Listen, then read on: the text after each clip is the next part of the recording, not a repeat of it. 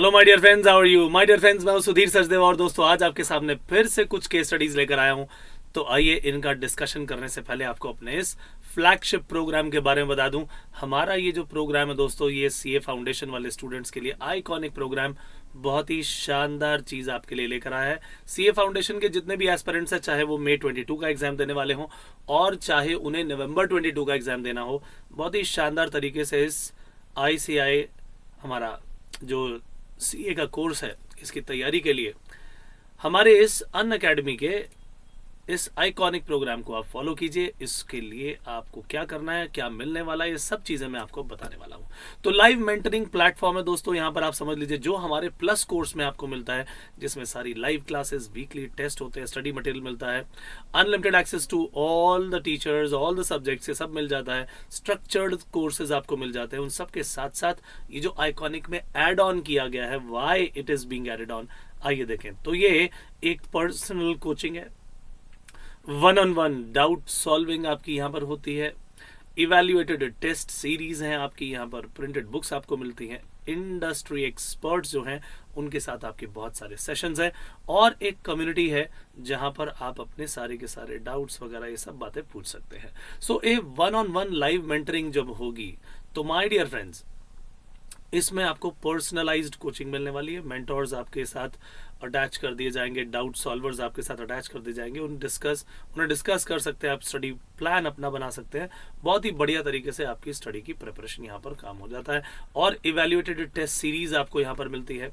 40% जैसे ही आपका कोर्स खत्म हो जाएगा, इमीडिएटली आपके यहाँ पर टेस्ट होंगे। फिर 80% कोर्स फिनिश होने पर एक और टेस्ट होगा। 100% कोर्स फिनिश होने पर आपकी फाइनल प्रिपरेशन के लिए दोबारा से टेस्ट होगा। टेस्ट के बाद आपकी इंडस्ट्री एक्सपर्ट से, जो भी हमारे ये मेंटोर होंगे, आपसे बातचीत करेंगे, सब्जेक्ट मैटर एक्सपर्ट से बातचीत होगी और पर्सनल गाइडेंस आपको वहां पर दी जाएगी। माय डियर फ्रेंड्स, इस आइकॉनिक सब्सक्रिप्शन को लेने के लिए आपके पास ये 3 ऑप्शंस होते हैं, 24 मंथ्स का, 12 मंथ्स का और 6 मंथ्स का। आपको यहाँ पर अमाउंट दिए हुए हैं, ईएमआई भी पॉसिबल है और जितनी भी फी होगी वो 10% से रिड्यूस हो जाएगी अगर आप ये जो कोड है सुधीर10, इस कोड को यूज कर लेते हैं, राइट।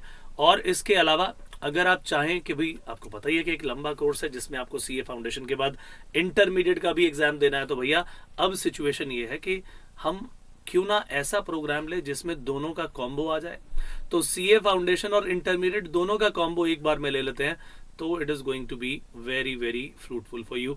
तो 24 महीने का और 12 महीने का ये दोनों हमारे पास यहाँ अवेलेबल है, 6 मंथ्स का ये अवेलेबल नहीं है।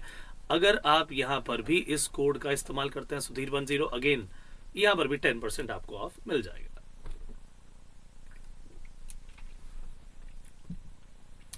और अब क्यों ना हम अपने इस क्वेश्चन के सेक्शन पर पहुंच जाएं। क्वेश्चन नंबर 64 हमारे सामने यहां पर नजर आ रहा है। इस क्वेश्चन में हमने देखा कि भाई एक शॉप है एबीसी की, इलेक्ट्रिक आइटम्स की, और XYZ जो है वहीं पर अपनी एक दूसरी शॉप खोलना चाहता है। एबीसी ने उसे कहा कि भाई ऐसा है, तुम यहां पर ऑफर देता हूं तुम्हें कि 2 लाख रुपए ले लो और अपनी जो शॉप है यहां से 1 किलोमीटर दूर ले जाओ। एबीसी ने इसको ये ऑफर दिया। अब उसके बाद जो है सवाल ये आता है, क्या ये एक वैलिड कंसिडरेशन मानी जाए। So my dear friends, consideration की जब हम बात करते हैं तो कंसिडरेशन पॉजिटिव भी हो सकती है, नेगेटिव भी हो सकती है, यानी किसी एक्ट के लिए भी हो सकती है और किसी एब्स्टिनेंस के लिए भी हो सकती है, यानी कुछ काम करने के लिए भी हो सकती है और कुछ काम करने से रुकने के लिए भी हो सकती है। अगर वो लीगल है, अगर वो लॉफुल ऑब्जेक्ट के साथ है, तो माय डियर फ्रेंड्स उसमें कोई बुराई नहीं है। तो यहां पर जो देखा जाए, क्या एक वैलिड कंसिडरेशन है, हम बोलेंगे हाँ ये एक वैलिड कंसिडरेशन है, उसको इस काम के लिए पैसे मिल रहे हैं। नेगेटिव कंसिडरेशन है क्योंकि यहां पर it is given to abstain from doing something, कुछ काम को करने से रुकने के लिए आपको ये कंसिडरेशन दी जा रही है। This is also a valid consideration. बहुत ही इंपॉर्टेंट क्वेश्चन है, हमेशा ध्यान रखिएगा। बस शर्त क्या है, उसके अंदर लॉफुल ऑब्जेक्टिव होना चाहिए। तो अगला क्वेश्चन हमारे सामने है, क्वेश्चन नंबर 65। ये क्या कहता है, R saves SS goods from fire without being asked to do so. उससे कहा कुछ नहीं गया, लेकिन फिर भी उसने अपनी मर्जी से उसकी गुड्स को जलने से बचा लिया।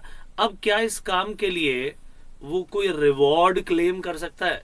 माय डियर फ्रेंड्स, अपनी मर्जी से बचाया, सामने वाले से कोई बातचीत नहीं हुई, तो ऐसे केस में आप कोई भी यहां पर कंसिडरेशन डिमांड नहीं कर सकते, क्योंकि सामने वाले ने आपसे काम करने के लिए कहा नहीं, ना ही उसने इम्प्लाइडली कुछ कहा, और आपने फिर वो काम कर दिया। तो इसका मतलब ये हुआ कि आपने उस सामने वाले व्यक्ति का एसेंट तो लिया ही नहीं। अब आपने अगर काम कर दिया तो आप इसके लिए कोई रिवॉर्ड क्लेम नहीं कर सकते। लेकिन मान लीजिए इस क्वेश्चन को थोड़ा सा और आगे बढ़ाते हैं, इसके अंदर तो कोई उनकी बातचीत नहीं हुई, then there is no contract, that is why he can not ask for any kind of reward. लेकिन मान लीजिए पहले कोई बात नहीं हुई और बाद में जब इतना सामान उसका बच गया जलने से, और उस केस में एस खुद अपनी मर्जी से कह दे कि भाई मुझे तुम्हारे इस काम से बहुत खुशी हुई, तुमने मेरा सामान बचा लिया, मैं तुम्हें इस काम के लिए कुछ इनाम दूंगा। माय डियर फ्रेंड्स, उस केस में उसकी पास्ट सर्विसेज को कॉम्पनसेट करने के लिए जो कॉन्ट्रैक्ट बना, इस कॉन्ट्रैक्ट में केवल एक ही व्यक्ति का वादा शामिल है और वो है एस। तो उस समय ये यूनिलेटरल कॉन्ट्रैक्ट बन जाता है, उस समय ये एक वैलिड कॉन्ट्रैक्ट बन जाएगा इवन विदाउट कंसिडरेशन, क्योंकि नो कंसिडरेशन नो कॉन्ट्रैक्ट की एक्सेप्शन आ जाएगी, प्रॉमिस टू पे for past voluntary services, right. That is very very important part जो मैंने आपको एक्सप्लेन किया। सो बेसिकली हमने इस क्वेश्चन में 2 in 1 काम कर लिया है, 2 क्वेश्चन डिस्कस कर लिए हैं। एक क्वेश्चन यहीं तक खत्म हो जाता है और दूसरे क्वेश्चन में मैंने आपको कह दिया कि अगर वो इसके बाद वादा कर देता तो क्या होता। माय डियर फ्रेंड्स, बहुत ही इंपॉर्टेंट क्वेश्चन था, एग्जामिनेशन में इस तरह के क्वेश्चन पूछे जाते हैं। सो आज की क्लास करते हैं समाप्त, मुलाकात होगी नेक्स्ट सेशन में, तब तक के लिए दीजिए इजाजत, bye bye, take care and God bless you.